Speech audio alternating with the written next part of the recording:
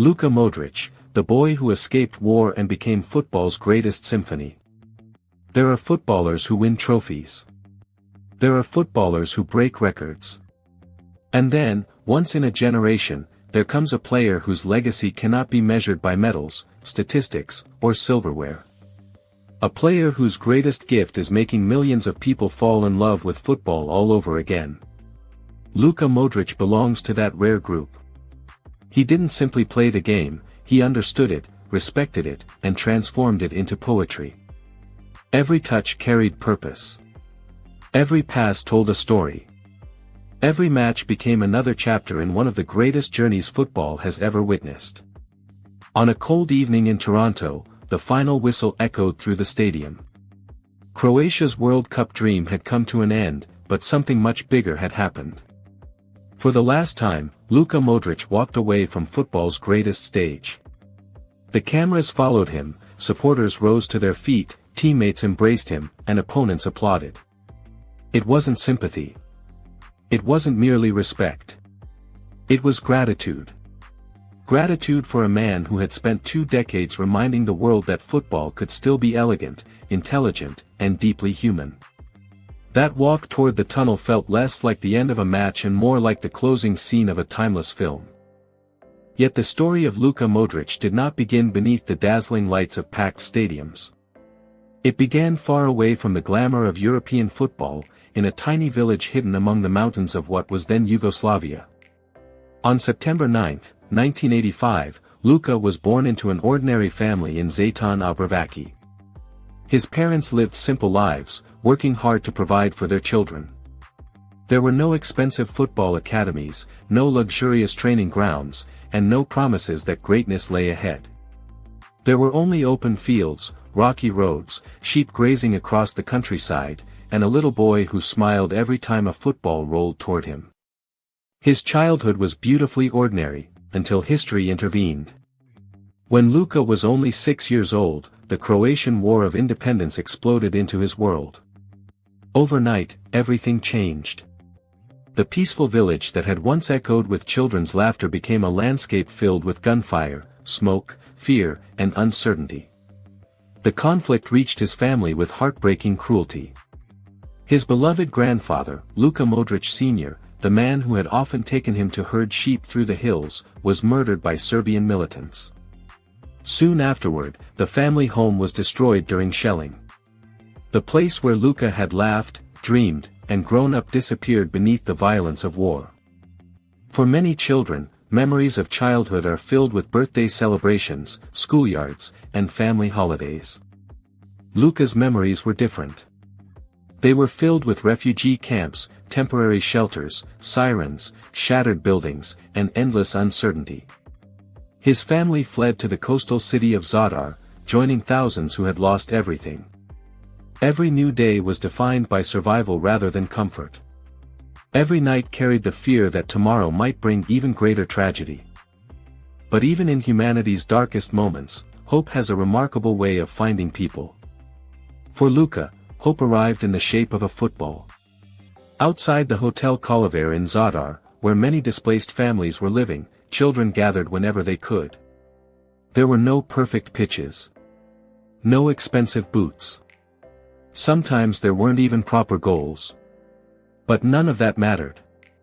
They played between parked cars, beside damaged buildings, and on rough concrete scarred by war. The football became their escape. For Luka, it became much more than that. It became therapy. It became peace in the middle of chaos. While explosions echoed in the distance, he chased a ball with a determination that seemed impossible for someone so young. Years later, people often asked him how surviving a war shaped his career. His answer revealed everything about his character. He never spoke with hatred. He never searched for excuses. Instead, he quietly explained that the war made him mentally stronger. It taught him that nothing in football could ever be as frightening as what he had already experienced as a child. Pressure in a Champions League final suddenly seemed small when compared to the memories of losing your home. Criticism from fans felt insignificant compared to growing up surrounded by fear. As peace slowly returned to Croatia, Luka's greatest battle was only beginning. Unlike many future stars, he never possessed the physical qualities scouts usually admired. He wasn't tall. He wasn't muscular. He wasn't explosive. Coaches looked at his slender body and doubted whether he could survive professional football. Croatia's famous club Hajduk Split rejected him because they believed he was simply too small. Those words could have ended the dream of any young player. Instead, they became fuel. Luka never tried to become someone else. He didn't attempt to overpower stronger opponents. He perfected something far more valuable. He learned to think faster than everyone around him. While others relied on strength, he relied on intelligence. While others sprinted, he anticipated. Every criticism quietly shaped the footballer he would become. Finally, in 2001, 16-year-old Luka Modrić was given an opportunity by Dinamo Zagreb. It was the first major door that truly opened for him, and he walked through it with humility, discipline, and relentless determination. Coaches immediately noticed something impossible to teach. Luka seemed to understand football differently. He saw passing lanes before they appeared. He knew where teammates would run before they moved. He played the game as if he could already see the next 10 seconds before anyone else. Every training session became another step away from the horrors of his childhood and another step toward history. The quiet refugee boy was slowly becoming one of football's greatest minds. And the world had absolutely no idea what was coming next. The first steps into professional football were far from glamorous. Before Europe knew his name, Luka Modrić spent valuable time on loan, learning the harsh realities of the game. At Zrinjski Mostar in Bosnia and Herzegovina, he faced defenders who were older, stronger, and far more physical than the skinny teenager from Croatia. Many believed he would struggle. Instead, he adapted. Every challenge made him wiser. Every tackle taught him balance. Every difficult afternoon became another lesson in survival. It was here, in one of Europe's toughest footballing environments, that the boy who had survived war began proving he could survive anything football threw at him. Returning to Dinamo Zagreb, Modrić was no longer just another academy graduate. He had become the heartbeat of the team. Matches seemed to slow down whenever the ball reached his feet. While others saw pressure, Luka saw possibilities. While defenders rushed toward him, he calmly found spaces that nobody else had noticed. His vision was extraordinary, but what truly separated him from everyone else was his simplicity. He never tried to entertain for the sake of entertaining. Every touch had meaning. Every pass had purpose. Football became effortless in his hands, or rather, at his feet. It did not take long for Europe's biggest clubs to notice. In the summer of 2008, Tottenham Hotspur brought him to the Premier League. Once again, the doubts returned. English football was known for its speed, strength, and relentless intensity. Pundits questioned whether such a lightweight midfielder could possibly survive. Some even labeled the transfer a mistake before Luka had truly begun. Yet criticism had followed him his entire life. It had become background noise. His first few months in England were difficult. The pace was unforgiving, the tackles were fierce, and adapting required patience. But Luka never panicked. He trusted the qualities that had carried him through every obstacle before. Slowly, the confidence returned. Week after week, supporters began witnessing something special. His passing became sharper. His movement became effortless. He wasn't trying to dominate matches with power. He was controlling them with intelligence. Soon, Tottenham supporters understood they weren't watching an ordinary midfielder. They were watching a football artist. By the time Europe's giants came calling again, nobody questioned whether Luka Modrić belonged among the elite. The only question was where his talent would take him next. In 2012, Real Madrid opened their doors. For countless footballers, wearing the white shirt of Real Madrid represents the ultimate dream. For Luka, it also became one of the greatest challenges of his career. His first season was anything but easy. Critics in Spain called him one of the worst signings of the year. Newspapers questioned whether Real Madrid had made an expensive mistake. Social media mocked him. The football world, once again, doubted the quiet Croatian. If Luka Modrić had listened to critics throughout his life, his story would have ended before it ever began. Instead, he remained exactly who he had always been, calm, humble, and relentlessly determined. He trained harder, trusted himself, and allowed time to reveal the truth. Then everything changed. Season after season, Luka became the invisible force holding Real Madrid together. While goal scorers celebrated under the spotlight, he quietly dictated every rhythm of the game from midfield. Alongside Toni Kroos and Casemiro, he formed one of the greatest midfield trios football has ever seen. It was a partnership built on intelligence rather than ego. Together, they controlled the biggest matches with astonishing elegance. Champions League nights became Luka's natural habitat. When pressure reached unimaginable levels, he somehow became even calmer. The louder the stadium became, the quieter his football appeared. Every pass seemed perfectly weighted. Every decision perfectly timed. Every movement perfectly calculated. He never chased headlines, yet headlines inevitably found him. One unforgettable moment perfectly captured his genius. During the 2022 Champions League quarter-final against Chelsea, with Real Madrid on the brink of elimination, Luka produced an outside-of-the-foot pass that defied logic itself. The trivela curved through defenders as though guided by invisible strings before finding Rodrygo, who scored the goal that kept Madrid alive. It wasn't merely an assist. It was a masterpiece. A reminder that football could still surprise even those who believed they had seen everything. As the trophies continued to arrive, Luka remained unchanged. One Champions League became two. Two became three. Three became four. Eventually 6 European Cups rested beside his name. 28 major trophies followed during 13 unforgettable years in Madrid. Yet teammates often spoke less about his medals and more about his humility. Despite becoming one of the greatest players of his generation, Luka never behaved like a superstar. He celebrated victories with gratitude, accepted defeats with dignity, and treated every teammate with respect. His greatness extended far beyond football. Then came the tournament that transformed him from a football legend into a national hero. The 2018 FIFA World Cup. Croatia entered the tournament carrying little expectation compared to traditional giants.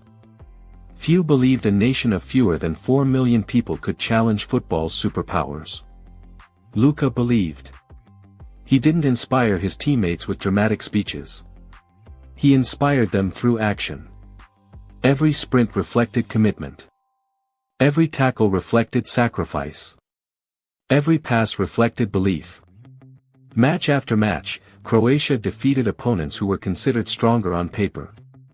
Denmark. Russia. England. One impossible challenge after another. With every victory, an entire nation dared to dream. When Croatia reached the World Cup final for the first time in its history, the impossible had already become reality. Although France ultimately lifted the trophy, Luka Modrić walked away with something equally meaningful. He had carried a small nation onto football's biggest stage and earned the admiration of the entire world. Sometimes greatness is not defined by winning the final. Sometimes greatness is defined by changing what people believe is possible. For Croatia, Luka Modrić had already done exactly that. The months that followed the World Cup final brought a moment that very few people had imagined possible. For nearly a decade, football's highest individual honor had belonged to only two names, Lionel Messi and Cristiano Ronaldo. Their rivalry had defined an era, and the Ballon d'Or had become almost impossible for anyone else to touch. Then came Luka Modrić. When he walked onto the stage in Paris to receive the Ballon d'Or in 2018, it was more than the crowning of the world's best footballer. It was the triumph of every overlooked child, every rejected teenager, and every dreamer who had been told they were not strong enough, not fast enough, or simply not good enough. The boy who once ran through refugee camps with a football at his feet was now standing alone at the summit of the sport.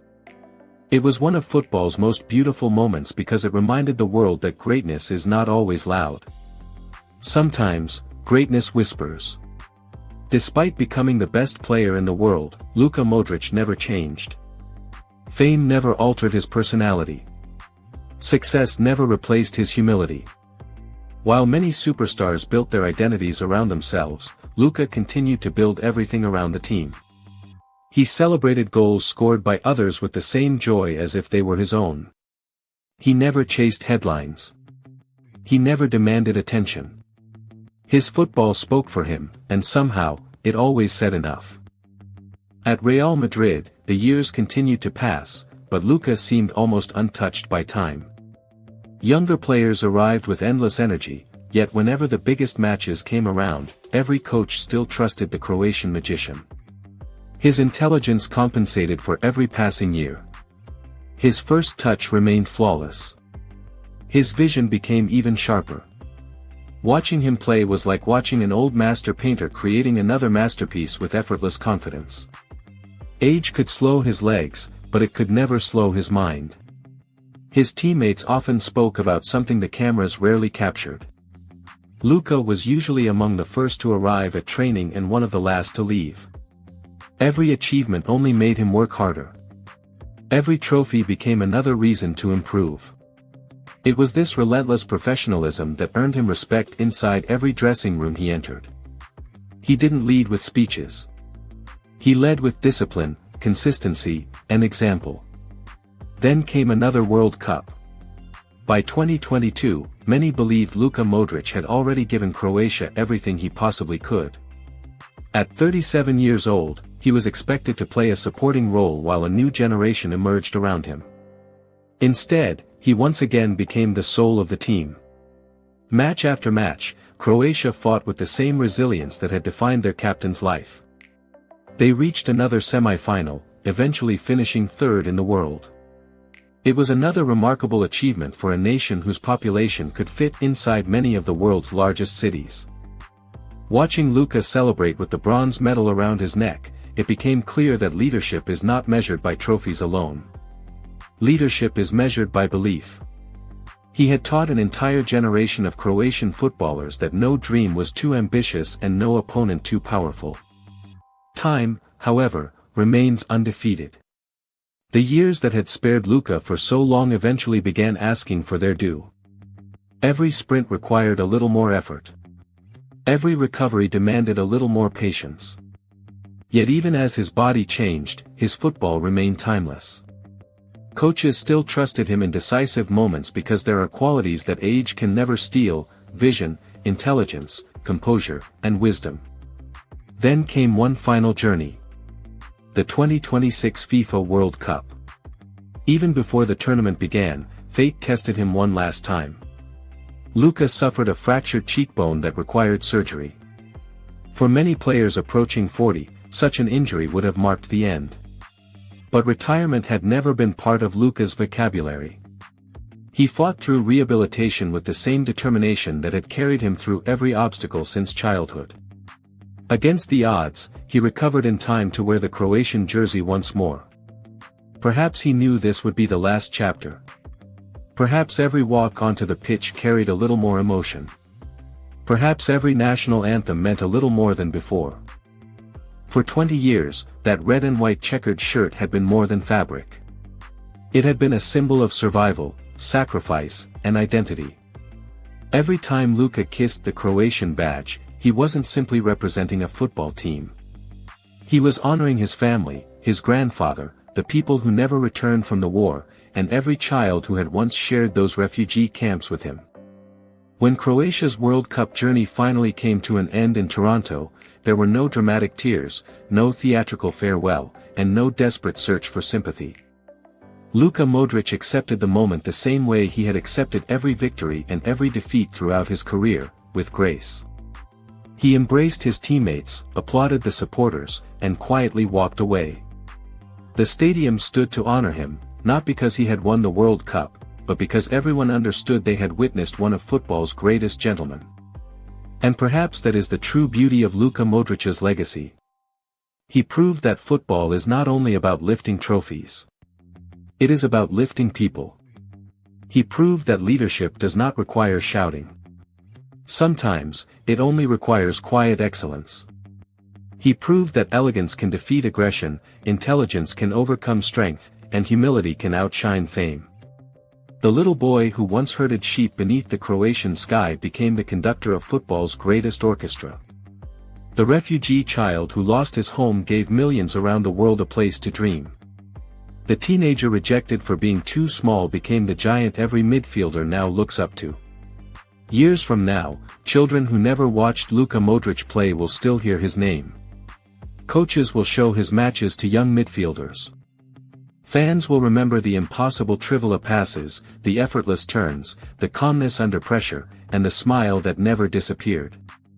His trophies will gather dust inside museums, but his influence will remain alive on football pitches across the world. Because football will always produce great goal scorers. It will always produce faster players, stronger players, and more powerful athletes. But producing another Luka Modrić? That may take another lifetime. Some players leave behind statistics. Some leave behind silverware. Luka Modrić leaves behind something far more valuable. He leaves behind hope. Hope that no beginning is too small. Hope that no tragedy is too great to overcome. Hope that greatness belongs not only to the gifted, but also to the brave. And that is why Luka Modrić will never truly retire. As long as football is played with intelligence instead of ego, with grace instead of arrogance, and with love instead of fear. The spirit of Luka Modrić will always remain on the pitch.